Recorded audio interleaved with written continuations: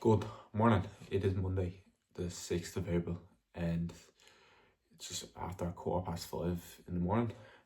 Just weighed myself there and dropped weight at last. Thank fuck. 82.18. I was that same weight 2 days ago, but we're going down now. We're in the 82s, and thank fucking God, because if not, things would have pushed on a little further. So, anyway, just finished up a few rounds of vacuums.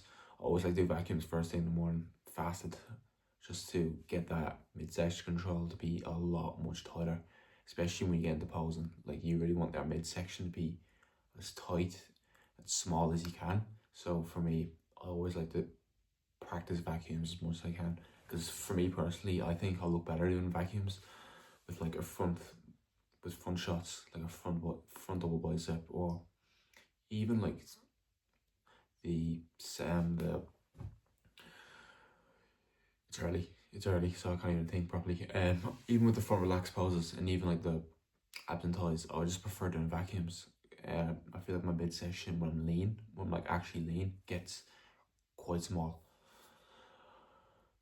But yeah, just going to do a bit of fasted cardio first, because I prefer doing my cardio first thing, just get it over and done with, and it keeps me doing myself busy before having first meal. Because for me, I personally am the most hungry at this time of the day. So as long as I try to push it back as much as I can, trying to keep myself busy, which can be with like client work in the morning, which is a bit handy since most of my clients up in Europe and I'm in Australia, so I can just do it first thing in the morning and they'll probably be asleep. So, and then I just do either fast cardio or some steps for about 45 minutes. But we'll do some cardio now and then I'll get back to you. This video is just gonna be me going over a full day of eating on 22 weeks out. I was 22 weeks out yesterday, so just gonna show you around what meals I have to get as fucking peeled as I can. Alright, first thing I do before I go out is I have a litre of water. I'm not talking too loud because it's early and people are asleep. But yeah, before I even do anything, how about 750 to 1 litre. There you go. So it's 30 minutes of cardio done.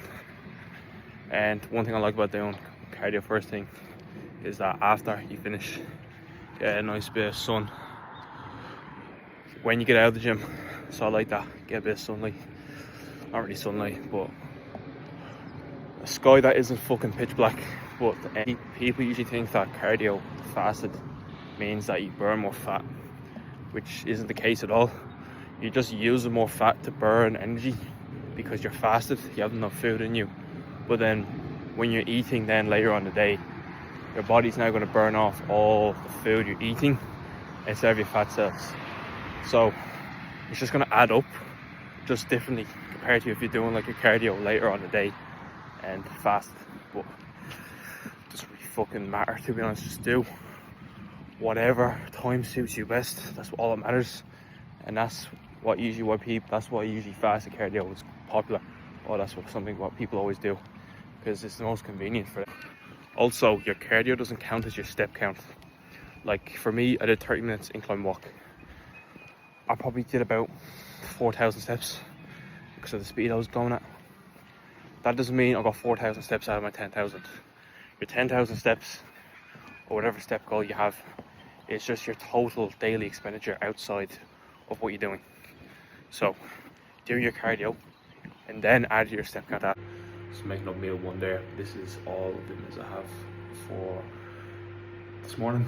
I have omega-3s, vitamin D3 and K2 with magnesium, and I take this digestive product I have at least 3 times a day with all of my meals. So first meal is constructed. Got 125 grams of raspberries, 75 grams of oats, 40 grams of whey, and 15 grams of unsalted almond butter. Usually wait about 2 hours after I wake up to have my first meal, because I usually feel the most hungry first thing in the morning. So that's why I usually like doing cardio and getting a good amount of fluid in. So I already had about 2 liters of water so far. Getting nice and hydrated, set up for the day, not feeling too sluggish, feeling refreshed. And then, yeah, we'll just tuck into. I generally look forward to eating this food every single day. 365 days a year, I've always looked forward to having oats, protein oats. Like, even when I'm having my last meal, like the night before, I was thinking, oh yes, my next meal is gonna be fucking oats. I don't know. It's literally, I'm like, I'm more than willing to eat this for the next God knows how long. And I'm like a dog basically. Like you feed a dog the same food every day, the dog fucking loves it. That's literally where I am right now with oats. And even with most of my meals, to be honest, because I'm not a picky person at all. I'll just eat because I need to, but also I eat the foods that I like to eat. See this here? Licked clean. Not one bit of food left in that bowl. Only because I just fucking enjoy that taste so much. It's not because I'm starving really. It's just want to get any bit of taste off that bowl. But just after 7:15 now. So plan of the agenda for today is I have PT at around 8:30, and then get a few things from the shop. Have my second meal after that, pre-workout meal, then train. Then I'll probably be back in around the evening time. But for now, I'm just gonna get myself a bit freshened up, and then I'll just do a few things on the laptop first, just keep myself. I'm back from PT. It's just after 10:30, 10:15, and onto meal number 2. We have 100 grams of jasmine rice. Then we got 180 grams of 5% lean mince, 75 green beans, and then 100 grams of banana with it. I've also come to the conclusion that I cannot even hack sauces. It just fucks up my digestion. That's what I've seen for the last week, that digestion has been a lot more poor. And I think it's honestly just because I can't really hack most sugar-free sauces or even some sugar-free drinks. But not like monsters or stuff, because I've been fucking having those for every single day for like years now at this point, and I really don't see myself dropping them anytime soon. But I think it's just like over sweeteners, like maybe some zero sugar Fantas or Pepsis. I think just having too much sweeteners that's kind of fucking up my digestion a bit. So cutting those a bit and the sauces, and I've already noticed last week that digestion has improved and midsection has been a little bit more tighter. But that could just be resolved and cardio in as well. So there's a lot of things outside that causing that. But tuck into meal 2, then we'll get ready to train about an hour after this meal. Had another 500 mils of water between this and last meal, and then I'll probably have another 500 mil with this. So well over 3 liters of water before I start even training. Well hydrated with about 3 grams of salt as well. I'm not a happy man at all. I just did like a 5-minute talk and my microphone fucking died and I didn't even notice it. Fantastic. So I kind of want to rush through this segment now because I want to get out of this. I want to get out of here. But I want to talk about is, I said this on my Instagram a few times, me saying about I'm more than happy eating the same foods every day. I enjoy eating the same foods every day, and I have no issue at all with staying adherent to my food because it's what I like eating. I like eating this food. I enjoy eating this food, and I feel like that's a mistake or like a thing that kind of causes people to lose their relationship with food or not stay on track potentially when they are prepping for shows or for shoots or whatever, is they don't get themselves in a good routine with the foods they need to eat before they start. Like the foods I'm eating right now, for example, I've been eating that type of food like every day for say about 10 months now, like 10 months straight. Like genuinely, I don't really think I had any outside meals. I say like the odd meal, like for switching up, but majority of the time it's the same meals. And it's all because I like eating it. I could have just said with my coach, let's say when I started with my coach and he made the plan, right? If I didn't like the food, if I didn't eat the food and stayed adherent to it, I would have just said to him, here, look, can we kind of switch things up? Can I make like a different baseline of food to have instead of these options? Because I find it hard to adhere to it. I find a bit of struggle to stay consistent with it. But I didn't, because luckily enough, I just enjoyed eating it. As I said, I'm not a picky eater anyway, and obviously some people have different tolerances to staying adherent to their foods, and that's fine. But you need to be in a good routine with your eating before you even start diets, preps, etc. Because that's how you kind of fall short and kind of lose your rhythm and kind of end up binging a lot or going off plan a lot, not having a good relationship with your food and thinking that your whole prep is a failure because you're not setting yourself right up in a good relationship with your food. And that's why I'm very happy I'm able to get that nailed in my first prep, because generally I don't think I'm going to struggle generally. And the only difference is with this prep than it did for my improving phases is that I'm just eating less carbohydrates. That is it. Like for my oats example, a few months ago I was having 125 grams of oats instead of 75. I was having 150 grams of rice pre-workout. Now I'm having 100. Right now I'm having 300 grams of potatoes. Back then I was having 500. I was having cream of rice with my yogurt. Now I'm just having my yogurt. It's not that much of a difference. And for me, that's how I'm able to stick with it. And as well, I touched on with digestion and with with the zero sugar stuff and the low calorie stuff. This isn't me saying or giving evidence that having zero sugar stuff, sweeteners, is bad for you. It's just that my gut can't tolerate it, is because I'm already in a deficit. Because when you're in a deficit, right, your gut is going to become more sensitive because you're taking in less volume of food. You're still having a good amount of protein, which takes longer to digest and break down.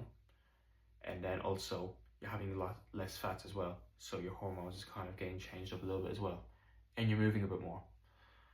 All that combined with adding a bit more sucralose, like from your zero sugar stuff, and having zero sugar sauces, for me, I think because there's a thing called like something gum, I don't know exactly what it is, that's in those zero sugar sauces that causes your gut microbiome to like hold a bit more stuff, and that takes longer to pass and hold.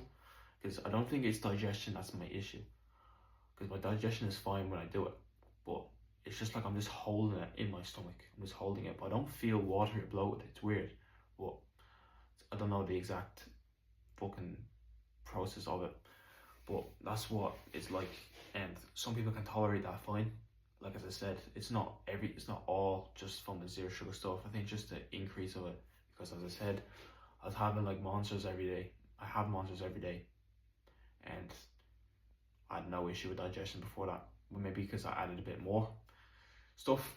Maybe some drinks, zero sugar drinks, has certain other parts that causes your gut microbiome to stall a little bit and increasing the sauces, because before I even dieted, I wasn't doing any of that stuff. So that could be the issue. And end of the day, it's not the end of the world. Like I can happily eat my stuff without sauces, low calorie sauces. It's just part of can I make it taste a little bit better? But besides that, it'll be grand. And as I'm saying, I have to cut down on all sugar-free drinks. I just have to taper it off, but not cut it out completely. And anywho, and besides that, nothing really else. Maybe when I'm a little getting more hungry, when deeper into prep, I either just have to fucking suck it up, find other alternatives, but I don't need to think about hacks to make my diet easier. I just have to fucking get on with it. That's it. Really fucking annoying having to do this segment twice in a row, but I just want to get out of here now. I'm going to make my intro workout before I train for chest push. I'm not going to film any of this here, I'm just going to train. I might just do another video like next week going over one of my gym sessions, talking shite, giving cues, and yeah. Completely forgot I had a second mic this whole time. Anyway, rookie errors. making my intro workout there now. So I have my essential aminos. Obviously, that's going to help with muscle support and aids recovery when I'm training. And it obviously gives you some muscle synthesis when you're training as well. And then I have that with creatine, 5 grams. Obviously, another staple essential supplement that helps your recovery, helps your strength, helps your muscle building, etc. And since my window of meal 2 and meal 3 is quite big, I always want to try have some sort of quick digestion protein source and synthesis between that window, especially when I'm training and breaking down muscle. And as I said before, is it an essential thing to have? Not really, to be honest. If you're someone who just wants to train, lift weights, you don't really need it. It's just one of those 1% where if you don't have your fundamentals nailed, like your training and your eating, there's no point having them. It's not going to do. So, push day is done. Didn't really feel like training beforehand, but once I kind of got into the groove of the first 1 or 2 movements into top set, fell back into the groove. So, finished up there. So, having my meal 3 there now because I'm going straight back into consultation up in my job after this, so I can't really have it at home. But forgot the salt. Forgot salt in this meal, so it's gonna be quite fucking bland if it doesn't look bland already. But this one is doesn't matter. But cracking session, felt great. Let's progressed and did a few rounds of posing post workout. That's what I always do as well after every single session.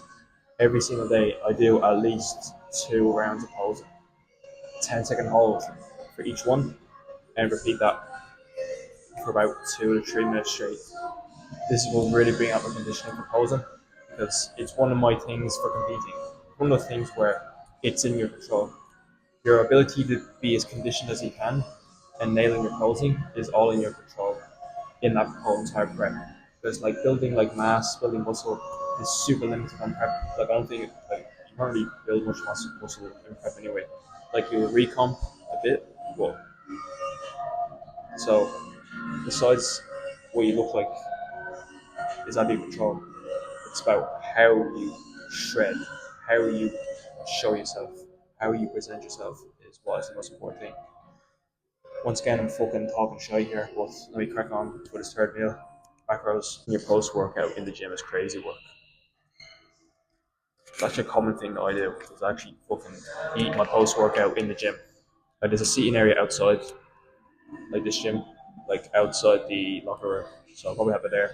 I doubt I'll just be munching on this here because a bunch of people walking in, getting changed, or finishing the workout and seeing some cunt sitting down there eating their food. They think, what the fuck's wrong with this guy? Well, we'll talk on this now and show you after my next meal. Sincere apologies for missing showing meal 4. It was just my 5% lean mince with 300 grams potatoes, 65 banana, and some green beans. And right now, have my last meal right now is my 100 grams of mixed berries, 30 grams of dark chocolate, 90%, then 15 grams away with 250 grams of zero fat Greek yogurt. I actually had chicken breast instead today for that 4th meal because I had no mince. Doesn't make that much of a difference, to be honest. It's just both lean protein sources, but fuck me, the prices with mince, specifically like lean mince in Australia, fuck me dead. It's expensive compared to back at home. You think food's coming up in Ireland? Fuck me, go down to Australia. Jesus Christ! But it is what it is. Just have to bulk buy it all. Also, come to talk about as well is I've already edited a bit of this video anyway, and I can already see that my quality isn't there. Even like me adding microphones and stuff, like quality is still shit. Setup is quite shit. It's poor.